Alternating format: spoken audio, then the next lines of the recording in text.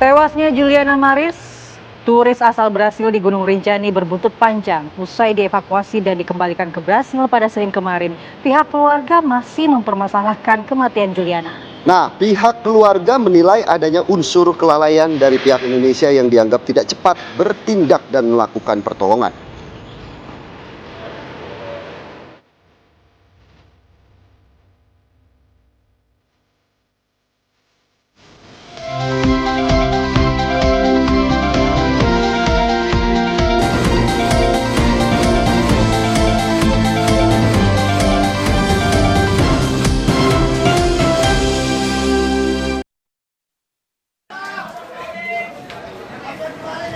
Selamat pagi pemirsa, apa kabar Indonesia? Pagi ini kami buka dengan informasi sebanyak 3 bangunan rumah yang berada di pemukiman padat Kapuk Cengkareng, Jakarta Barat terbakar. Warga yang panik melihat besarnya api langsung keluar rumah untuk menyelamatkan diri. Kita saksikan bersama-sama pemirsa bagaimana kobaran api terus membakar pemukiman padat penduduk di Gang Pelita 3, Kapuk Cengkareng, Jakarta Barat pada Minggu dini hari. Padatnya pemukiman warga tersebut membuat api cepat membesar sehingga mudah merambat ke pemukiman lainnya. Hingga kini belum diketahui pasti penyebab terjadinya kebakaran. Ini diduga api berasal dari konsleting listrik dari salah satu rumah hingga dengan cepat membesar. Selanjutnya api mulai bisa dikuasai oleh petugas setelah menerjunkan 8 unit mobil pemadam kebakaran dan dibantu oleh warga sekitar. Tidak ada korban jiwa dalam peristiwa kebakaran ini.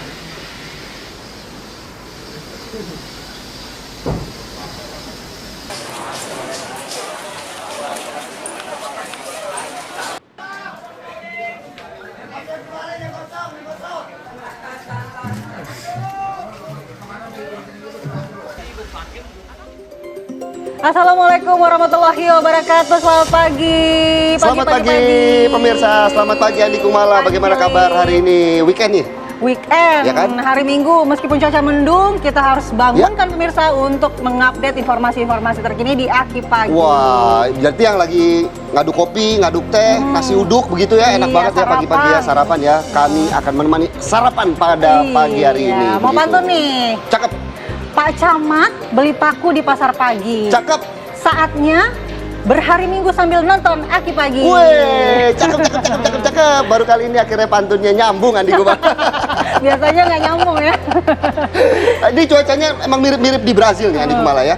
Pakaiannya kayak Brazil gini, hijau-hijau. Oh iya gitu. Emang kenapa? Di Brazil. Apa emang temanya lagi Brazil atau seperti apa? Kita mau bahas sebenarnya apa yang terjadi di Gunung Rinjani kemarin, insiden yang membuat warga negara Brasil ini meninggal dunia karena terjatuh di lereng Gunung Rinjani. Tapi keluarga di Brasil ini tidak menerima kematian tersebut dan berencana untuk mengajukan ini ke ranah hukum internasional. Apakah bisa seperti itu? Nanti kita akan bahas. Kita akan bahas ya. Bagaimana karena salah satunya adalah kunjungan Pak Prabowo juga lagi ke Brazil. Jadi makanya lagi angkat. Apakah diomongin nggak ya? Begitu.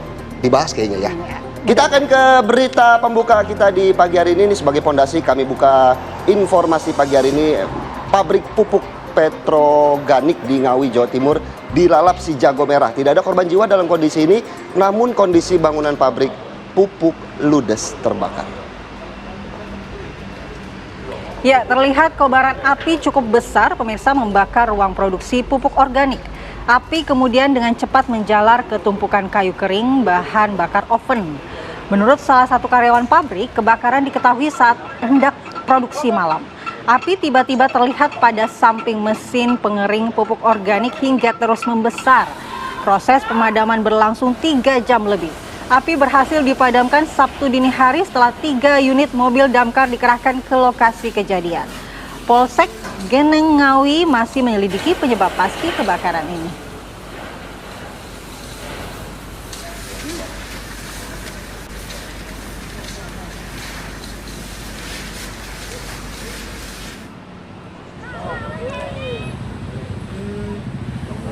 Kebakaran juga terjadi di Bandung, Jawa Barat. Pemirsa, diduga akibat terjadinya korsleting 1 unit mobil listrik terbakar di Jalan Soekarno-Hatta, Kota Bandung pada Sabtu malam. Dan seperti inilah, ini saat kobaran api membakar mobil listrik. Menurut warga, ini diduga sebelum terbakar, mobil tersebut sempat menabrak bagian belakang mobil lain sehingga diduga terjadi korsleting pada bagian kelistrikannya dan sempat terdengar suara ledakan. Api muncul dari bagian depan mobil, pengemudi pun lalu menghentikan kendaraannya dan turun untuk menyelamatkan diri. Api berhasil dipadamkan setelah petugas pemadam datang ke lokasi dan akibat peristiwa kebakaran ini sempat terjadi kemacetan panjang. Saat ini peristiwa tersebut dalam penanganan petugas kepolisian unit Gakum Lantas Polrestabes Bandung.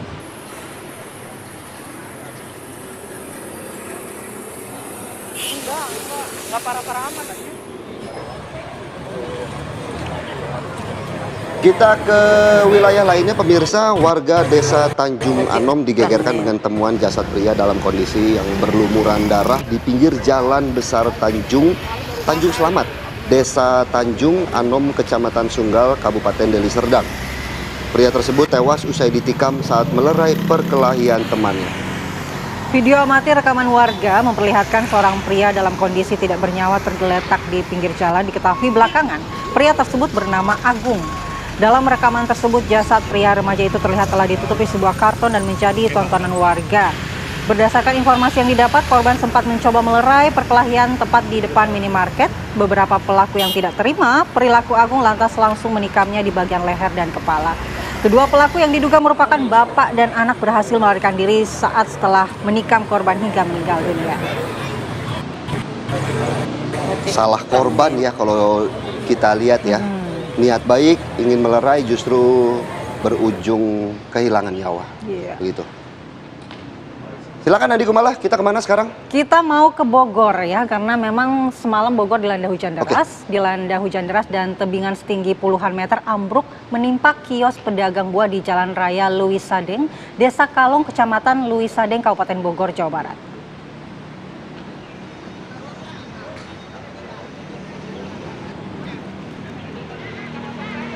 Hujan deras sejak Sabtu sore hingga malam hari ini mengakibatkan tebing milik salah satu rumah makan siap saji ambruk dan menimpa salah satu kios pedagang buah.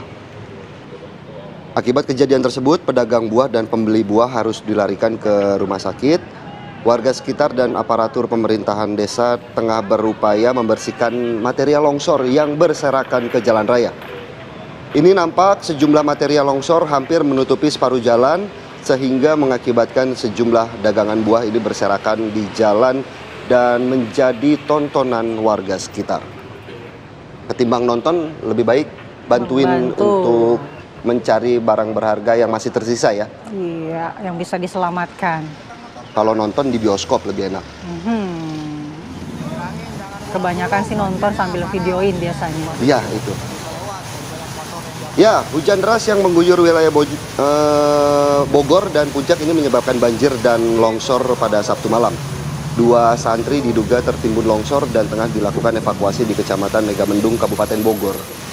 Ya, dalam sejumlah video amatir terlihat banjir merendam kawasan Gadok dan Kecamatan Megamendung. Banjir di kawasan ini sering terjadi saat Bogor diguyur hujan deras. Ya.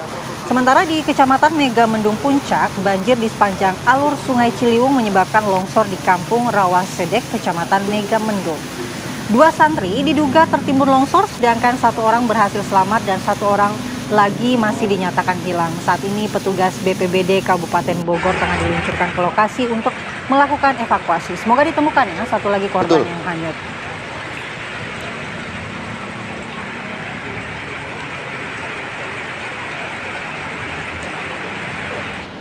Dari Bogor kita beralih ke informasi dari Purwakarta, Jawa Barat, pemirsa. Seorang ayah di Purwakarta tega menganiaya anak balitanya yang masih berusia 1,5 tahun. Bahkan aksi kekerasannya itu divideokan pelaku dengan tujuan berharap istrinya ini mau kembali ke rumah. Aduh, jahat banget ya. Ini hanya gara-gara sangat seperti tidak pantas ditiru. Kalau memang istrinya pengen kembali ke rumah, siapkan duit yang banyak harusnya ya. Betul begitu Andi Kumala? Iya. Ya kan? Kalau istri mau pulang, siapin duit yang banyak di rumah ya. Pasti pulang dengan sendirinya. Itu ya? pulang dengan sendirinya. Kita saksikan bersama-sama tadi video aksi kekerasan yang dilakukan DH kepada anak balitanya membuat gempar warga. Aksinya sengaja direkam sebagai bentuk intimidasi terhadap istrinya yang menggugat cerai. Pelaku berhasil ditangkap polisi saat bersembunyi di hutan yang jaraknya 3 km dari lokasi penganiayaan. Akibat perbuatan keji pelaku terhadap anak kandungnya sendiri, polisi menjerat pelaku dengan Undang-Undang Perlindungan Anak dan KDRT dengan ancaman hukuman 10 tahun penjara.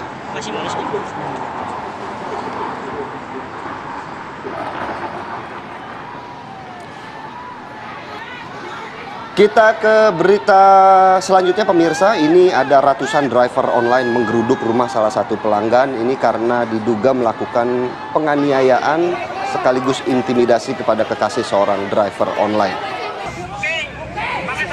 Kegaduhan mulai memuncak ketika ratusan massa driver online mulai memenuhi rumah pelanggan yang diduga sebagai pelaku penganiayaan di wilayah Bantulan, Godean, Sleman, Yogyakarta. Ratusan massa supir ojek online terlibat saling dorong dengan aparat kepolisian yang tengah melakukan penjagaan. Tidak hanya itu, mereka juga merusak mobil patroli milik Polsek Godean Sleman. Kericuhan ini dipicu karena driver terlambat kirim pesanan kepada pelanggan dan kemudian si pelanggan diduga menganiaya sang pacar supir ojek online yang coba memberikan penjelasan. Hingga saat ini kasus dugaan penganiayaan dan pengerusakan kendaraan petugas ditangani kepolisian setempat.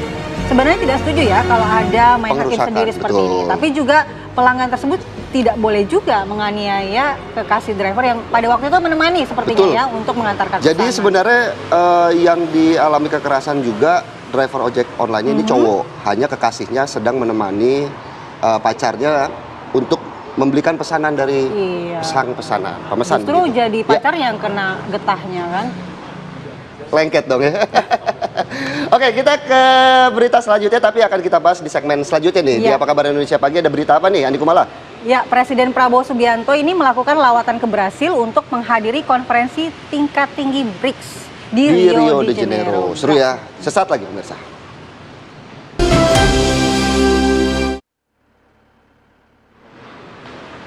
Kembali di Apa Kabar Indonesia Pagi, pemirsa. Presiden Prabowo Subianto melakukan lawatan ke Brazil untuk menghadiri konferensi tingkat tinggi BRICS di Rio de Janeiro. Presiden Prabowo dijadwalkan akan bertemu dengan Presiden Brasil dalam pertemuan bilateral yang digelar 6 hingga 7 Juli 2025. Menko Bidang Hukum dan HAM, Imigrasi dan Pemasyarakatan Yusril Issa Mahendra menyatakan Presiden Prabowo mungkin akan membahas insiden meninggalnya Juliana Marins dengan Presiden Brasil. Yusril berharap atas kasus kematian Juliana Marins ini tidak sampai mengganggu hubungan baik antara Indonesia dan Brasil. Harapannya seperti itu ya.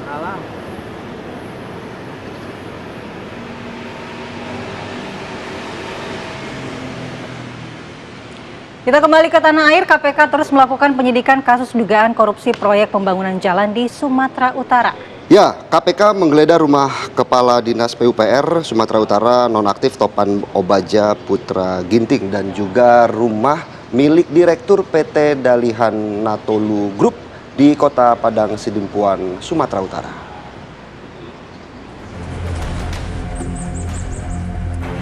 Dalam seminggu terakhir, KPK menggeledah sejumlah rumah dan kantor dari orang-orang yang diduga terlibat korupsi proyek pembangunan jalan sebesar 231,8 miliar di Sumatera Utara.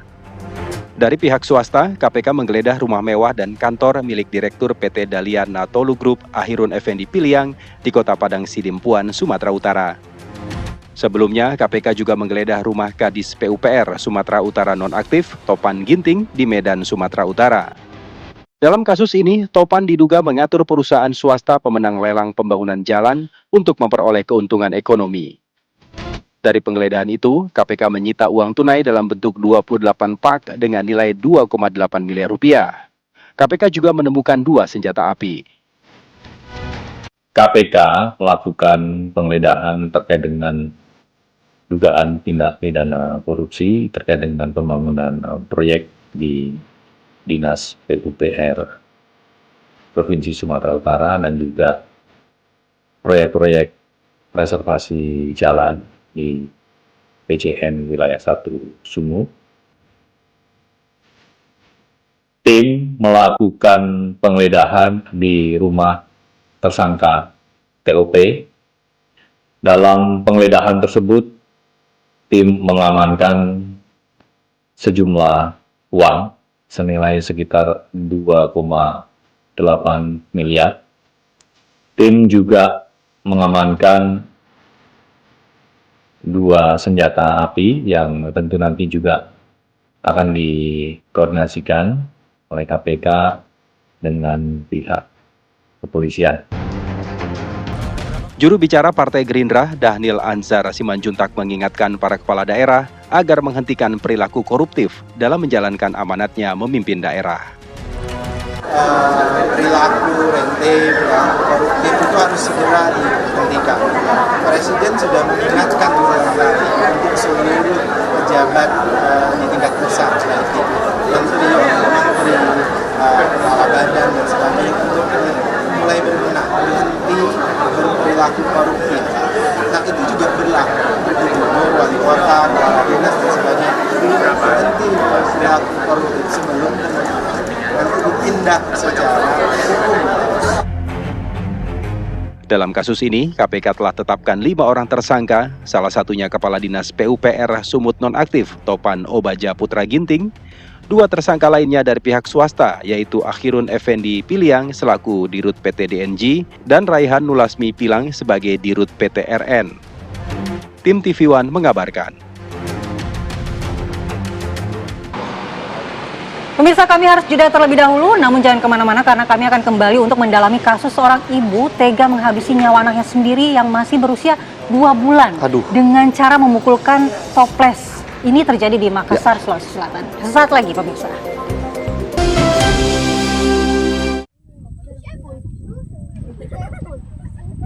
Kembali di Apa Kabar Indonesia Pagi, pemirsa, sesosok jasad wanita tanpa identitas ditemukan mengapung di aliran Sungai Citarum, Kabupaten Bekasi, Jawa Barat. Saat dievakuasi, tubuh korban dalam kondisi terikat batu besar sebagai pemberat agar tubuh korban mudah tenggelam. Menurut keterangan warga, diduga korban tewas sudah lebih dari 3 hari dan korban tewas ini bukan warga sekitar dan diduga korban sengaja dibuang ke aliran Sungai Citarum. Jasad korban langsung dievakuasi ke Rumah Sakit Polri Kramat Jati, Jakarta Timur untuk kepentingan otopsi. Saat ini kasusnya sudah ditangani oleh Polda Metro Jaya.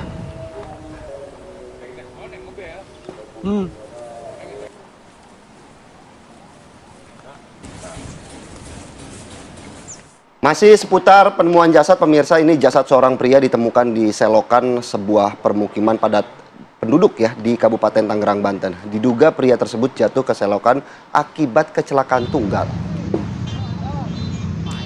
Ini adalah video amatir penemuan jasad seorang pria berusia 40 tahun yang ditemukan warga di selokan yang ada di Jalan Raya Prancis, Kabupaten Tangerang, Banten.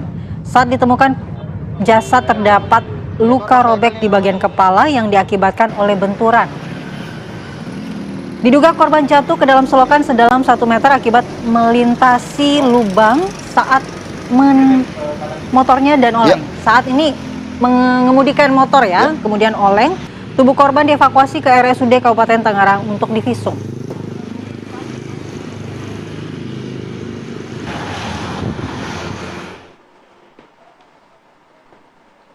Kita ke Jakarta, seorang bocah laki-laki berumur 5 tahun ditemukan meninggal dunia di kawasan Gandaria Utara, Kebayoran Baru, Jakarta, Sabtu pagi. Ibu korban pun menangis histeris saat buah hatinya ini ditemukan tidak bernyawa dan mendapati adanya luka di bagian wajah. Bentar dulu, ya. Halo. Warga sekitar Jalan Yodo 3, Gandaria Utara, Kebayoran Baru, Jakarta Selatan ini digegerkan dengan ditemukannya seorang bocah laki-laki dalam kondisi tidak bernyawa di taman pemukiman warga. Diketahui korban adalah Asyad, bocah yang masih berusia 5 tahun. Ibu korban yang sejak Jumat malam mencari keberadaan anaknya menangis histeris saat menemukan sang anak dalam keadaan meninggal dunia. Korban ditemukan oleh seorang warga yang sedang menyapu. Ia mengira awalnya korban adalah sebuah boneka, namun setelah diperiksa ternyata seorang anak yang sudah tergeletak tidak bernyawa. Petugas datang ke lokasi langsung melakukan identifikasi. Hasil pemeriksaan sementara, korban ditemukan mengeluarkan busa dari mulut dan adanya luka lebam dan gosong di wajah serta bercak darah. Petugas kepolisian pun membawa jenazah korban ke Rumah Sakit Fatmawati untuk dilanjutkan otopsi sehingga dapat dipastikan penyebab kematian korban. Untuk penyelidikan lebih lanjut, kasus tewasnya bocah laki-laki berusia 5 tahun ini ditangani oleh Polsek Kebayoran Baru, Jakarta Selatan.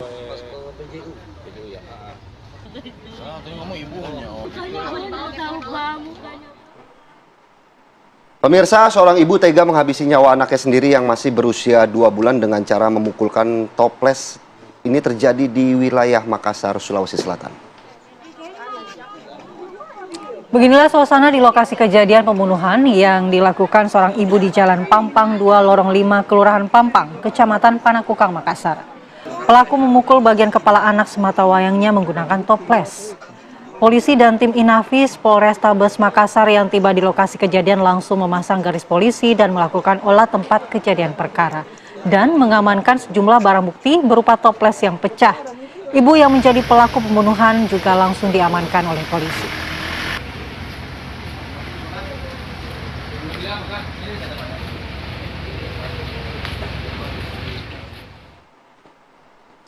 Diduga mengalami gagal fungsi rem, sebuah truk kontainer menabrak 8 kendaraan lain di Jalan Raya Semarang, Solo, tepatnya di Simpang Bawen, Kabupaten Semarang. Akibat kecelakaan ini 7 orang mengalami luka-luka dan dibawa ke rumah sakit.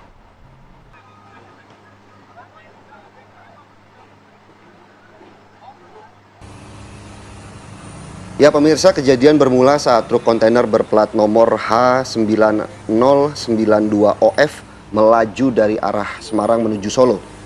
Namun mendekati Simpang Bawean yang memiliki kontur jalan menurun, truk kehilangan kendali karena sopir tidak dapat melakukan pengereman. Sementara itu di depan truk berjajar kendaraan lain baik mobil maupun motor yang sedang mengantri untuk berbelok menuju ke arah Magelang. Kencangnya benturan membuat kendaraan yang berada di depan truk kontainer ringsek dan menyebabkan sejumlah pengendara luka-luka. 7 korban luka-luka yang berhasil dievakuasi oleh petugas dan warga kemudian dibawa ke rumah sakit terdekat untuk mendapatkan perawatan.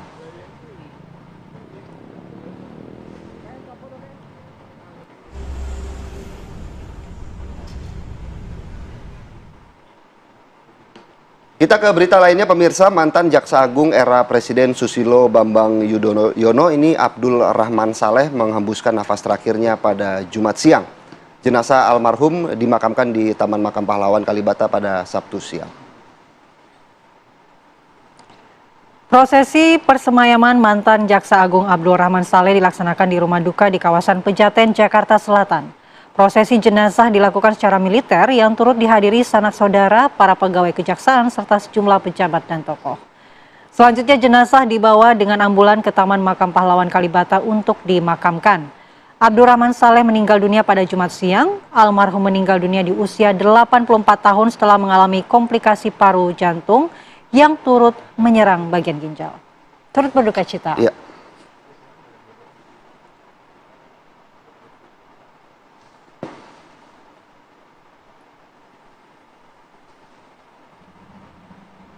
Belum. Mayit sik ono jero. Kewetan mau iki banter. Mayit sik ono iki. Kita beralih ke kabar lainnya pemirsa, akibat mengalami pecah ban sebuah mobil ambulan yang membawa penumpang dan jenazah terguling di jalur lintas selatan Lumajang, Jawa Timur. Seluruh penumpang berhasil selamat dan jenazah langsung dipindahkan ke mobil ambulan lain untuk diantar ke rumah duka. Dan pemirsa, inilah video amatir yang direkam oleh warga sesaat setelah mobil ambulan yang sedang membawa jenazah ini mengalami kecelakaan tunggal dan terguling di jalur lintas selatan Lumajang, Jawa Timur. Petugas kepolisian dan warga langsung berdatangan ke lokasi dan langsung menolong 3 penumpang yang berhasil selamat serta memindahkan 1 jenazah korban ke mobil.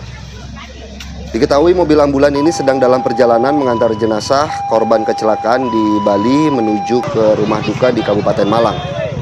Namun akibat mengalami pecah ban depan sebelah kiri, sopir akhirnya hilang kendali sehingga mobil oleng dan terguling ke ladang tebu.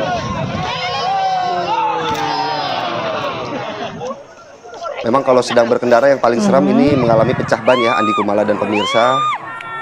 Sudah banyak memakan korban, salah satunya adalah pesepak bola Liverpool, Diogo Jota yang kemarin juga meninggal dunia. Juga ya. Ya. Kita ke berita lainnya pemirsa. Ini ajang pacu jalur Rayon 3 di Kecamatan Pangean, Kabupaten Kuantan, Singgigi diwarnai insiden tenggelamnya perahu hias yang ditumpangi Bupati Kuansing. Bupati Kuansing Suhardiman Ambi bersama istri dan rombongan tenggelam saat menaiki perahu tersebut untuk membuka perlombaan pacu jalur secara simbolis. Diduga perahu tersebut tenggelam akibat kelebihan muatan. Sejumlah ASN, tokoh masyarakat, dan pejabat tambahan turut menaiki perahu sehingga beban tak terkendali. Situasi sempat menegang saat penumpang berusaha menyelamatkan diri.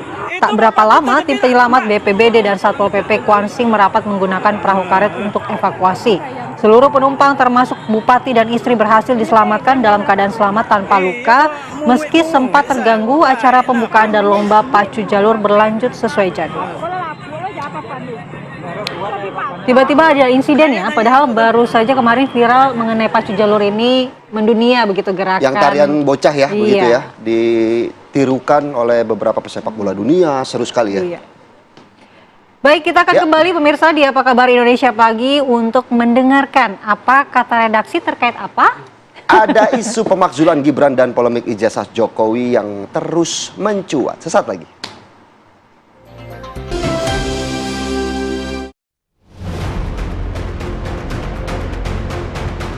Isu pemakzulan Gibran dan polemik ijazah Jokowi terus mencuat.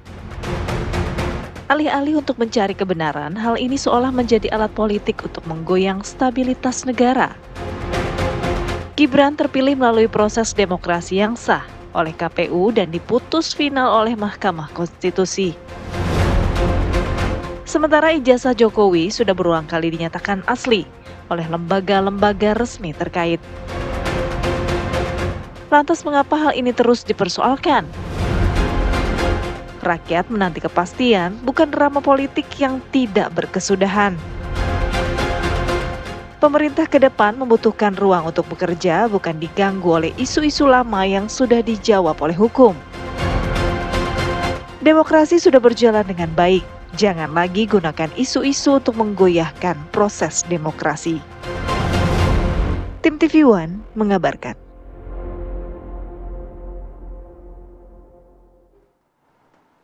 Ya pemirsa, sebelum mendengarkan apa kata redaksi, kalau kata saya Andi Kumala, jangan terlalu membenci orang berlebihan, apalagi tanpa alasan yang kuat. Karena kita nggak tahu, bisa jadi ujung-ujungnya sayang. Oh, berarti itu kata Philip ya, Kata bukan saya, kata redaksi. kata redaksi belum tentu, kan begitu. Kita mau nanya kata redaksi seperti Ya. apa? Sudah ada pemimpin redaksi TV One, Bang Lalumara Satriawangsa. Selamat pagi, Bang. Selamat pagi, Pak Mara. Selamat pagi, Philip. Tadi kita sudah melihat paket pengantar terkait pemakzulan Gibran Raka Buming Raka. Sebenarnya apa kata redaksi terkait kasus ini, Pak Mara? Soal pemakzulan itu tidak tabu.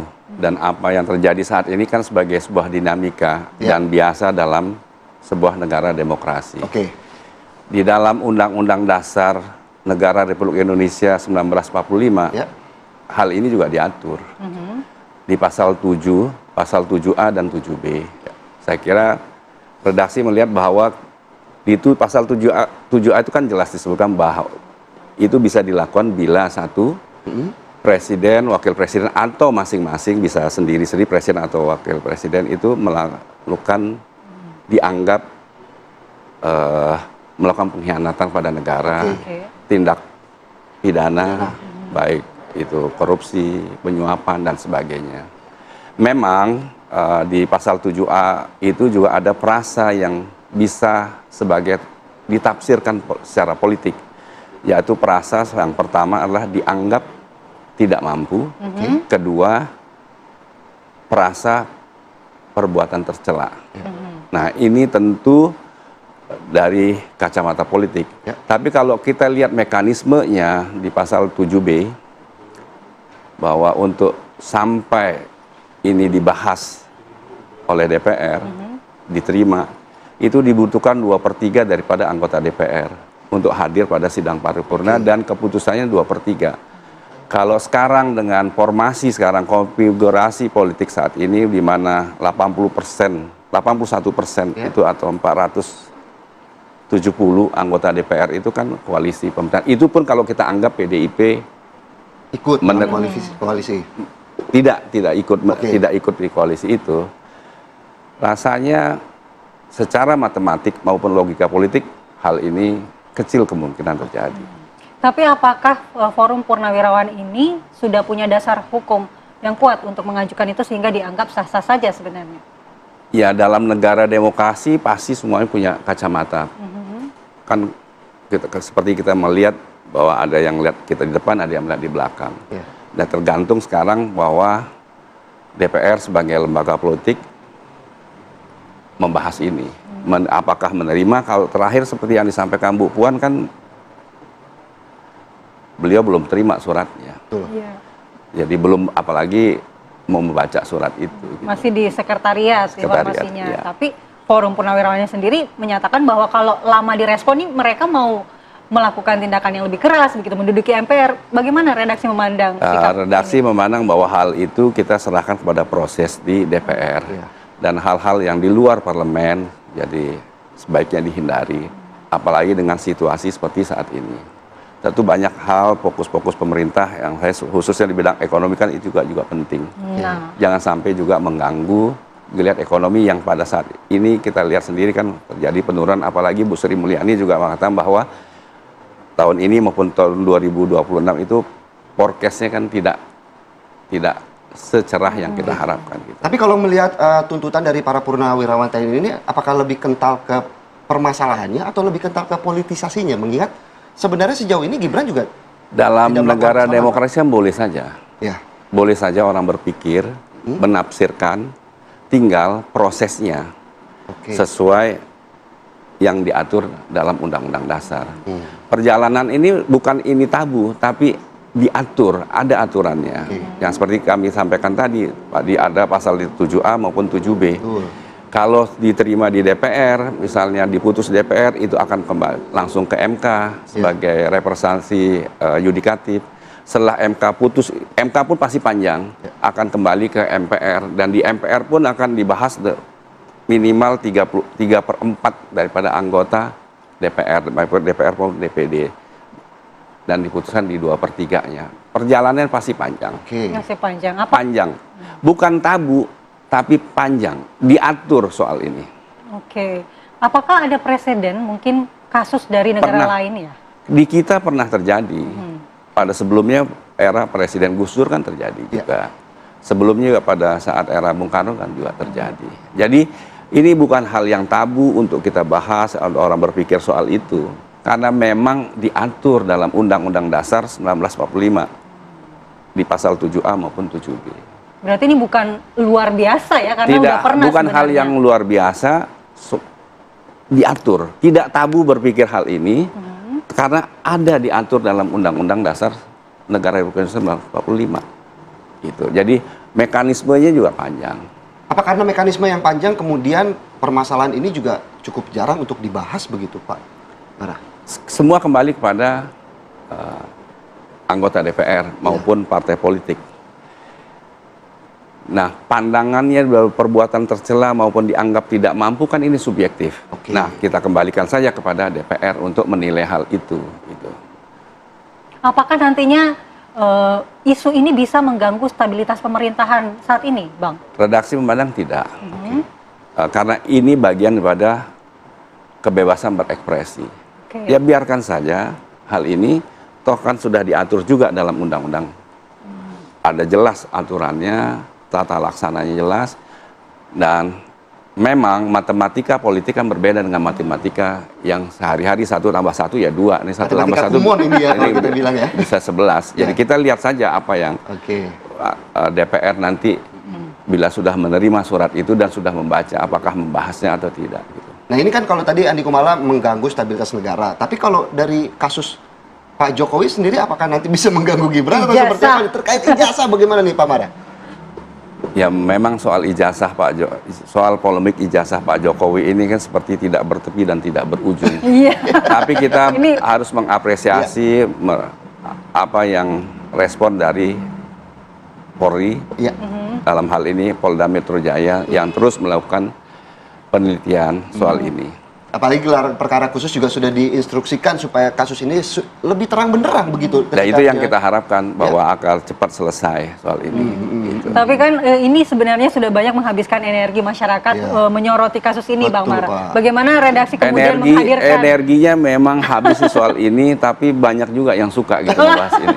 Banyak yang menunggu, banyak yang masih menonton, banyak yang menyimak. Tapi mungkin terkait pemakzulan Gibran, terkait polemik ijazah Jokowi, mungkin apa yang kedepannya harus dilakukan oleh redaksi menurut Pak Mara? Ya, redaksi melihat bahwa semua apa yang terjadi harus kita sikapi dengan bijaksana, dengan membuat keseimbangan seakurat mungkin. Seakurat itu yang paling penting ya Pak. Jangan kalau tadi kita bilang ya Andi Kumala saya bilang kalau kata saya jangan benci seseorang terlalu berlebihan. Iya. Kita nggak tahu, tiba-tiba sayang loh ujungnya. Iya, makanya harus akurat Anda. Harus akurat, harus berdasarkan data begitu, Andi Kumala. Mungkin ada pertanyaan Andi Kumala ke Pak Mara terakhir? Udah cukup, kita mau kasih pantun aja. Mungkin Philip Oke, mau kasih kan udah kasih siap? pantun dong. Pembukaannya biasa dari Pak Mara. Kapan? Buah manggis, buah cururing. Buah cururing. Oke, Andi Kumala yang manis. Selalu sumringah dong. Nyambungnya di mana ini? Baik, terima kasih Pak Mara untuk hari ini terkait pembahasan apa kata redaksi pemakzulan Gibran dan polemik ijazah Jokowi. Tentu kita berharap kedua kasus ini jangan sampai memecah belah bangsa, jangan sampai kalau tadi Andi Kumala bilang menjaga ataupun menggoyangkan stabilitas negara kita. Terima kasih Pak Mara pagi ini waktunya. Terima kasih. Dan pemirsa, di segmen selanjutnya kami akan membahas bagaimana kunjungan dari Presiden Prabowo Subianto yang isunya ke Brazil ini salah satunya membahas korban tewas di Gunung Rinjani. Siapa nih? Juliana Marins ya. Juliana Marins, ya? Ya? Betul sekali. Iya. Pernah naik dulu saya. Pernah ke Rinjani ya, Bang? Pak Mara. Waduh. Tapi memang sebahaya itu ya Gunung Rinjani ya. Oke, Baik. medannya memang sulit. Kita akan Betul bahas sekali. sesaat lagi di Apa Kabar Indonesia Pagi.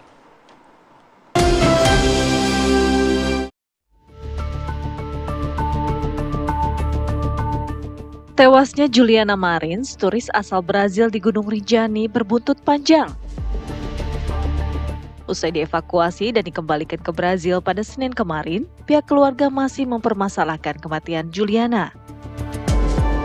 Pihak keluarga menilai adanya unsur kelalaian dari pihak Indonesia yang dianggap tidak cepat bertindak dan melakukan pertolongan. Langkah keluarga juga mendapatkan dukungan dari pemerintah Brazil yang membuka kemungkinan untuk menempuh jalur hukum. Termasuk membawa kasus ini ke forum internasional seperti Komisi Antar Amerika dan Hak Asasi Manusia jika ditemukan indikasi pelanggaran dari hasil otopsi ulang yang sedang digelar. Sebelumnya, Juliana Marins terjatuh pada 21 Juni pukul 6.30 WITA dan baru ditemukan tim SAR gabungan pada 23 Juni pukul 7.05 WITA. Tim SAR baru berhasil menjangkau Juliana yang berada di kedalaman 600 meter dan sudah tidak bernyawa pada tanggal 24 Juni. Barulah pada tanggal 25 Juni, jasad Juliana berhasil dievakuasi. Sampai saat ini, Polres Lombok masih melakukan penyelidikan dengan memeriksa sejumlah pihak. Lantas seperti apa dampak dari gugatan di IAHCR terhadap pemerintah Indonesia?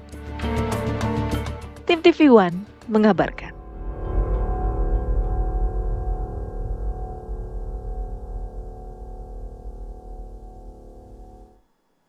Kembali di Apa Kabar Indonesia Pagi, pemirsa, Ya. apakah bisa digugat melalui hukum internasional hal ini, insiden ini? Kita akan membahasnya dengan narasumber kita yang sudah hadir di studio maupun yang Sambungan bergabung Zoom, ya? melalui sambungan Zoom. Betul. Ada Ibu Susi Sudarman, pengamat hubungan internasional. Selamat pagi, Ibu Susi. Selamat pagi, Bu Susi. Bu Andi dan Pak Filipus.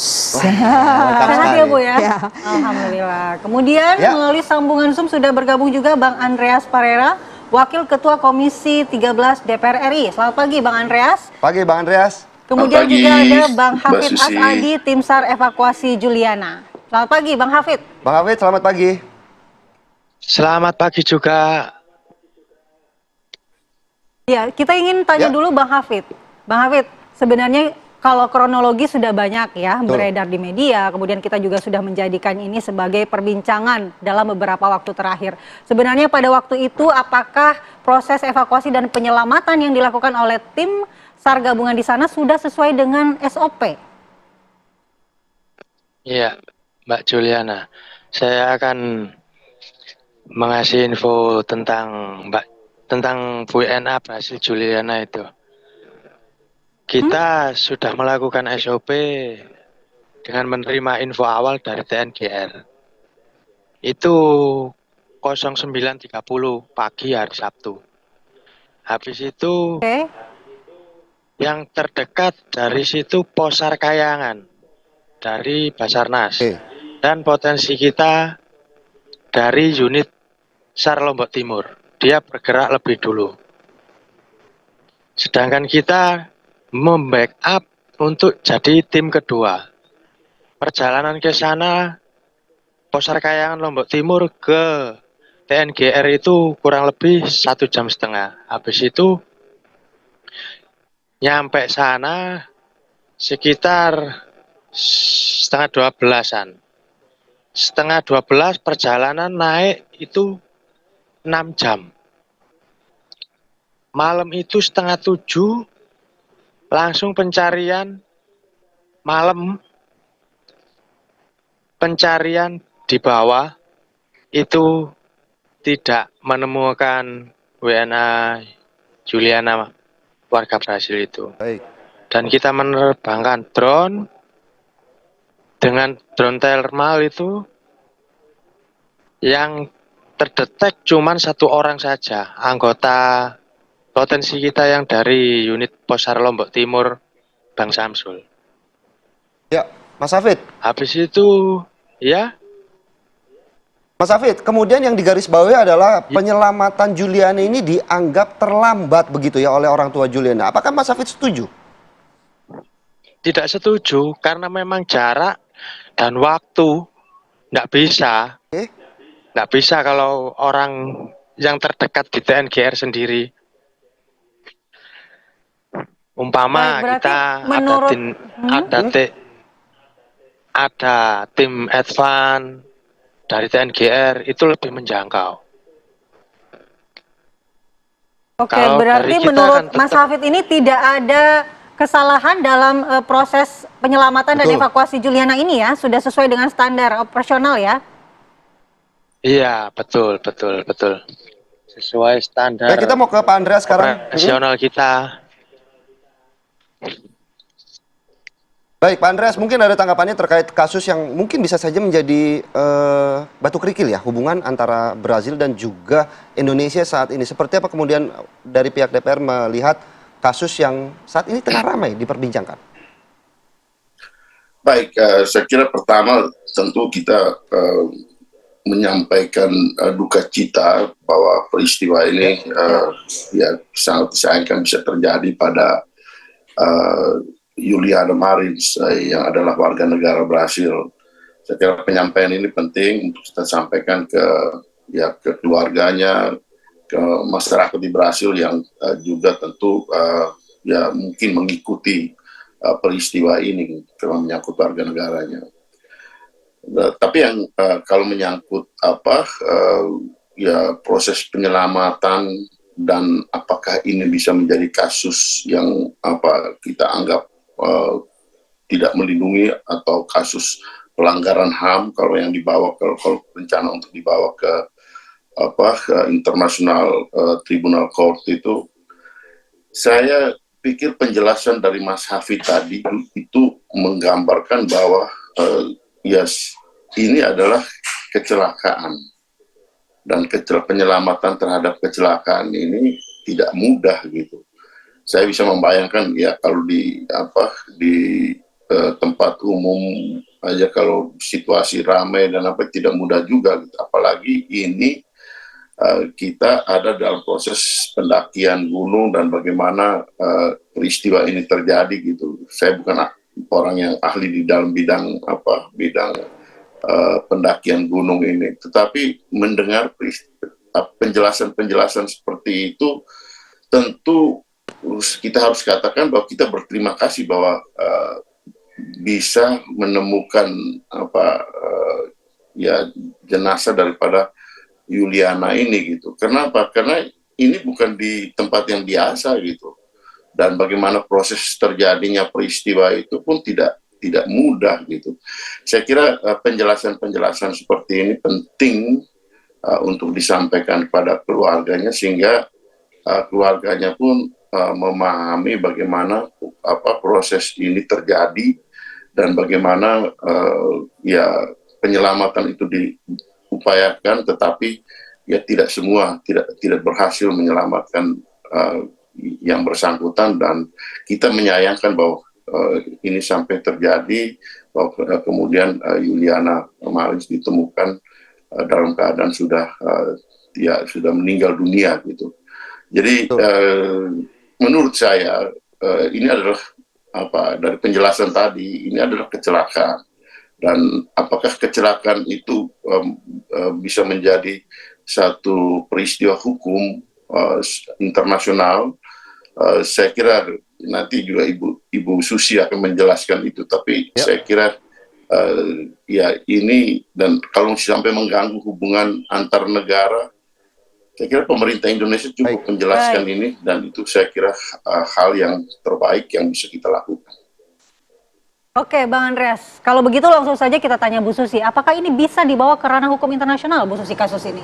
Morgenthau, tokoh-tokoh terkenal dari hubungan internasional menyatakan international law itu tidak berlaku kalau itu menyangkut kedaulatan negeri. Jadi tidak ada formatnya juga mau melalui channel apa menuntut pemerintah Indonesia, karena ini bukan satu genosida, satu akibat crime against humanity atau terorisme dan sebagainya yang bisa dituduhkan kepada suatu negara yang membahayakan orang yang berkunjung gitu ya. Ini kan satu insiden yang tidak disangka akan terjadi, dan biasa orang mati bisa di mana-mana.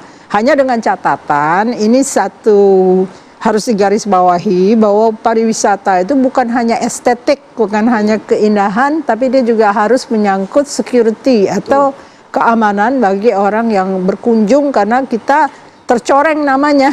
Oke, tapi kan kasus ini kemudian dibawa ke forum internasional rencananya ya, begitu ya? Apakah ada jalur hukum HAM mungkin?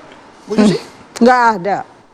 HAM yang mana maksudnya? Karena kan ini kan terkait nyawa manusia begitu, apalagi kan ini warga negaranya Brazil.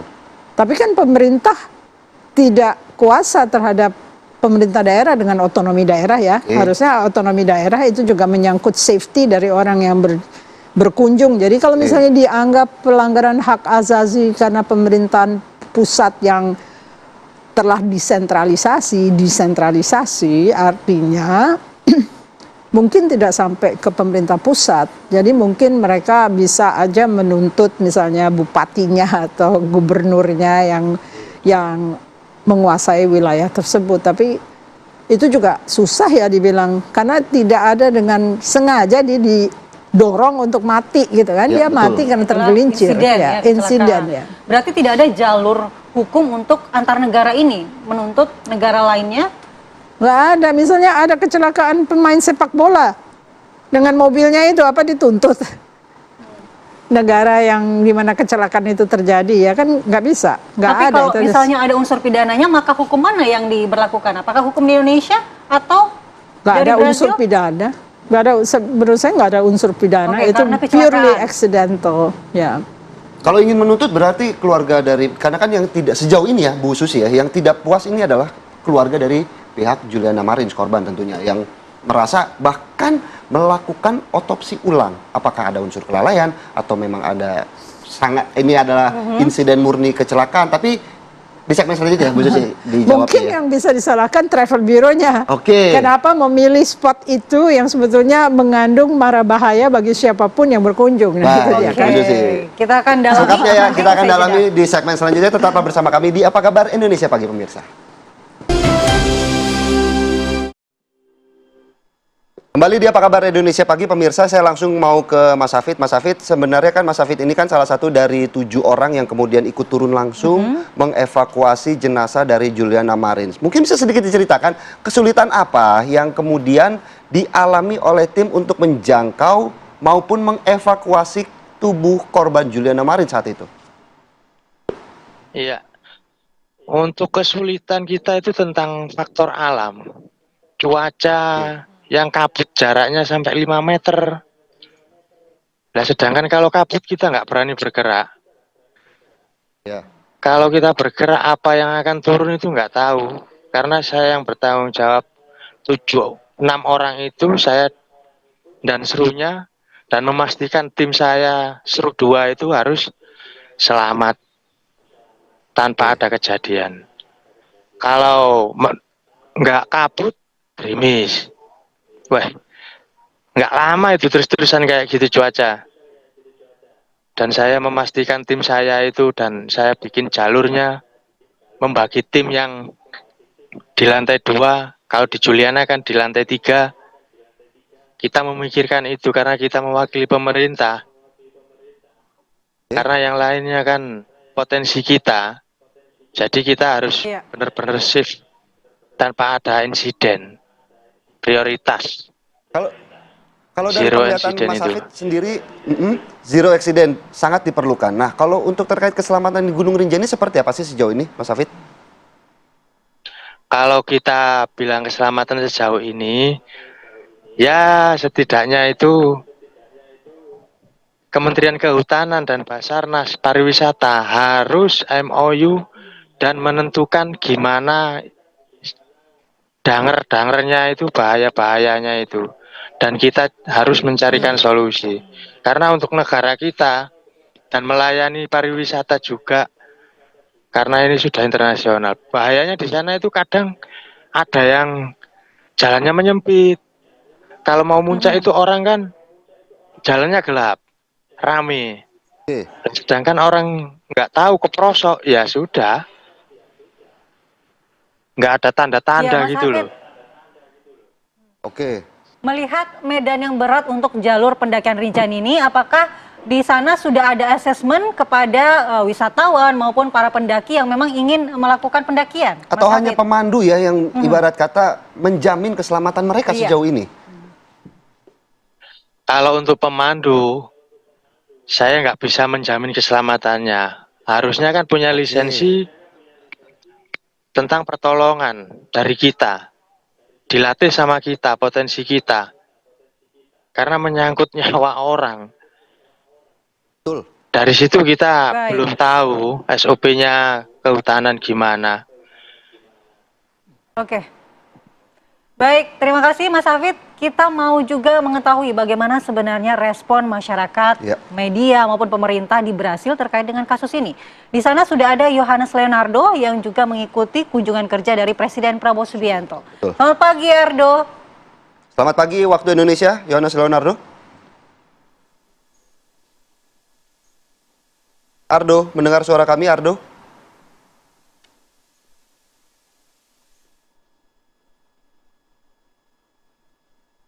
Baik, kita masih menunggu hubungan dengan Yohanes Leonardo. Karena Kita mungkin Ardo ini kan ya yang mengikuti kegiatan dari Presiden Prabowo Subianto yang saat ini sedang kunjungan kerja ke Brazil. Apakah juga ikut disinggung ya dalam Betul. pertemuan bilateral ini? Tapi sebelum kita ke Yohanes Leonardo, kita kembali lagi ke Bu Susi. Bu Susi, ini kan ada kunjungan agenda Presiden Prabowo Subianto ke Brazil. Apa yang kemudian bisa dibahas atau mungkin mempengaruhi hubungan internasional kedua negara? Pakai soft diplomacy. Oke. Soft diplomacy. Iya. Berarti tidak apa-apa disinggung dalam pertemuan ini. Layaknya seorang tamu akan mengatakan kami turut berduka cita atas meninggalnya betul. seorang wisatawan. Jadi menghindarkan tuduhan-tuduhan sebelum itu dihujamkan ke beliau ya. Jadi sebetulnya ini satu catatan penting bahwa koordinasi antara berbagai dinas itu akhirnya melahirkan satu kecelakaan ya. Koordinasinya kurang maksudnya. Harusnya koordinasi itu menjadi ajaran-ajaran di kelas-kelas universitas mungkin. Karena strategic management itu penting sekali untuk bisa mensukseskan satu negara melakukan apapun juga. Kita paling rendah posisinya dalam artian koordinasi. Karena kita berbagai suku, berbagai cara, bagaimana mengkoordinasikan itu semua menjadi satu project yang successful.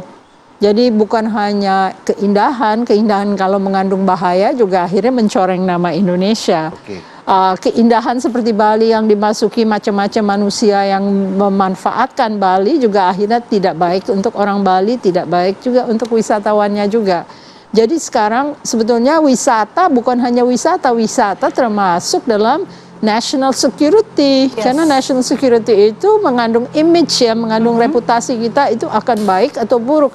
Kalau kita udah buruk reputasinya di bidang ekonomi, buruk reputasinya di bidang keamanan, siapa lagi yang peduli dengan Indonesia? Wisata mengandung image kita membawa image kita sebagai negara. Kita langsung bergabung kembali dengan Yohanes Leonardo yang berada di Brasil.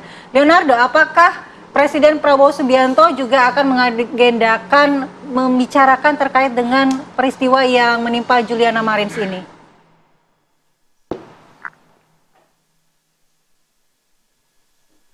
Ya, baik. Selamat malam waktu Brasil, Kumala, Philip, dan pemirsa. Memang untuk jika saya mendengar begitu ya, bagaimana kemudian diskusi yang berlangsung di studio mengenai apa yang kemudian dinamika terjadi di Indonesia dan juga Brasil terkait hubungan internasional pasca kejadian tewasnya Juliana, salah satu warga negara Brasil di Rinjani, Lombok beberapa waktu yang lalu.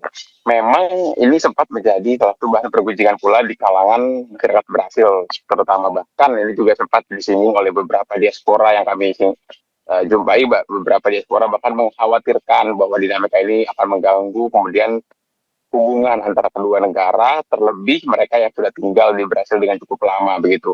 Dan memang jika kami juga kemarin menjumpai sejumlah tokoh di sini, namun baik dari pemerintah Indonesia maupun juga warga Indonesia, memang kebanyakan dari mereka ini tetap optimistis terlepas apa yang terjadi dari yang menimpa kepada Juliana di Indonesia. Kemudian pemerintah Indonesia berharap tidak akan mengganggu atau juga tidak akan sedikit mendistraksi apa yang coba dikerjakan oleh pemerintah Indonesia dalam KTT atau konferensi tingkat tinggi BRICS di 2025 ini. Terlebih ini merupakan keikutsertaan pertama bagi Indonesia untuk kemudian dalam forum tingkat tinggi tersebut.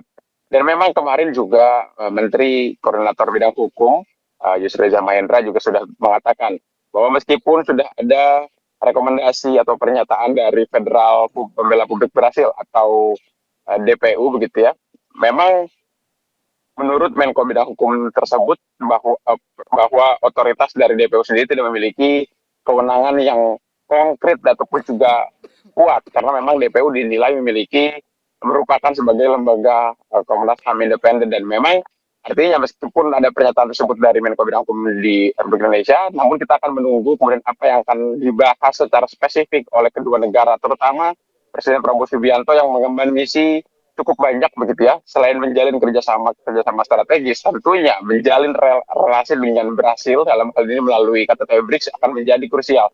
Apalagi Andi Kumala, memang untuk hubungan antara Indonesia juga Brasil sendiri akan kemudian diperdalam dan diperkuat kembali dengan kunjungan ke negaraan ke Istana Kepresidenan Brasil di Brasilia pada tanggal 8 dan juga 9 Juli 2025. Untuk itu akan sangat menarik bagi kita semua untuk mendengarkan apa yang kemudian akan ditelurkan dalam kerjasama multilateral yang dalam konteks KTT BRICS besok, ataupun juga kerjasama bilateral antara Indonesia dan juga Brasil di Brasilia pada 8 dan juga 9 Juli 2025. Sementara demikian, kembali ke Jakarta, Andi. Baik, terima kasih Yohanes Leonardo langsung dari Brasil. Kita ke Bang Andreas. Bang Andreas tadi mendengar informasi dari Brasil bahwa mungkin saja ini akan menjadi salah satu bahan pembicaraan juga, dan Yusril Iza Mahendra juga sudah memberikan tanggapannya. Bagaimana DPR melihat sikap pemerintah Indonesia?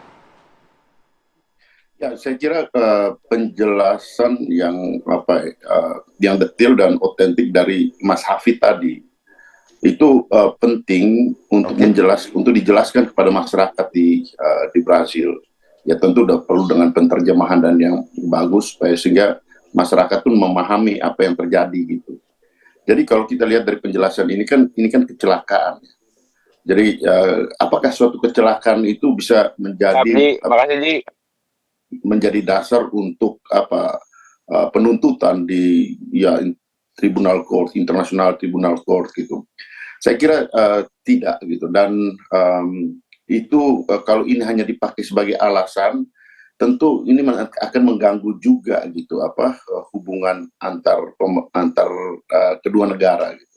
Sehingga mungkin ketika Pak Prabowo Presiden Republik Indonesia ke Brasil, karena ini menyangkut kerjasama kita di BRICS, ya menyampaikan duka cita penting untuk kemudian menyampaikan simpati kita kepada pemerintah, juga pada keluarga yang bersangkutan, karena keluarga inilah yang kemudian ya mungkin yang benar-benar langsung ya merasakan ini, dan saya kira itu sangat wajar kekecewaan seperti itu, dan kita menjelaskan itu gitu, dan itu saya kira hal yang manusia. Jadi pendekatan diplomasi kemanusiaan, soft diplomasi kemanusiaan untuk menyampaikan simpati kita kepada peristiwa ini dan menjelaskan apa kronologis dan peristiwa yang terjadi untuk dipahami bahwa ini adalah kecelakaan. Nah, ke dalam saya kira penting untuk juga ya kita dalam hal urusan pariwisata, dan ya tadi sudah disinggung oleh Bu Susi juga, bahwa pariwisata itu bukan hanya soal keindahan alam dan soal budaya, tetapi juga soal keamanan. Ini penting. Dan yang berkaitan dengan ini perlu ada, misalnya ya, dengan risiko wilayah dengan risiko seperti Rinjani ini, perlu ada protokol yang ditandatangani oleh yang bersangkutan ketika mereka mendaki gunung ini kan berisiko, dan mereka harus tahu bahwa risiko ini, ya mereka harus tahu ini orang-orang yang sudah dewasa, sehingga mereka harus bertanggung jawab terhadap dirinya untuk keselamatan yang menyangkut. Kita akan menjamin keselamatan, tapi mereka juga harus tahu, sehingga kemudian tidak ada hal-hal yang kemudian menjadi tuntutan seperti ini gitu. Jadi ya saya kira ini penting untuk ke depan kita menata juga prosedur-prosedur yang berkaitan dengan wisata-wisata yang mempunyai risiko gitu. Tentu ini menyangkut keamanan dan penjamin daripada keamanan itu. Kita berupaya yang terbaik, tapi mereka juga harus tahu bahwa ini risiko ini menyangkut ya risiko keselamatan masing-masing kita juga. Baik, Pak Andreas. Mungkin terakhir ke Bu Susi tanggapannya. Pak Andreas mungkin harus memberikan kritikan terhadap pemerintah bahwa koordinasi yang lebih baik berbagai dinas, termasuk pariwisata, kehutanan, dan pemerintahan daerah harus jelas alurnya. Karena sebetulnya wisatawan yang akan mendaki tempat-tempat yang terjal itu seharusnya dievaluasi. Apakah mungkin dia diizinkan naik? Ya, di asesmen. Jadi diases dulu sebelum diberikan lisensi untuk naik ke atas gunung. Kalau misalnya menunggu bahwa sampai dia mati atau jatuh, ya kita sudah tercoreng reputasinya. Karena sebetulnya kesigapan dalam mengkoordinasikan berbagai dinas dan pemerintah daerah itu akan meningkatkan reputasi Indonesia yang sedang sangat anjlok ya. Dalam artian kita butuh untuk menjadi contoh dari negara yang sangat terkoordinasi dan sangat rajin melihat kesalahan-kesalahan yang telah dibuat oleh dinas-dinasnya. Baik, berarti intinya harus ada koordinasi. Betul sekali. Baik itu dari pariwisata, kehutanan, seperti juga sejalan dengan harapan dari Mas Hafid tadi ya. Betul harus sekali. ada evaluasi. Namun juga harus dilakukan soft diplomasi. Betul. Tadi kata Bang Andreas, diplomasi kemanusiaan. Betul. Karena kita juga turut berduka cita atas apa yang menimpa Juliana Maris.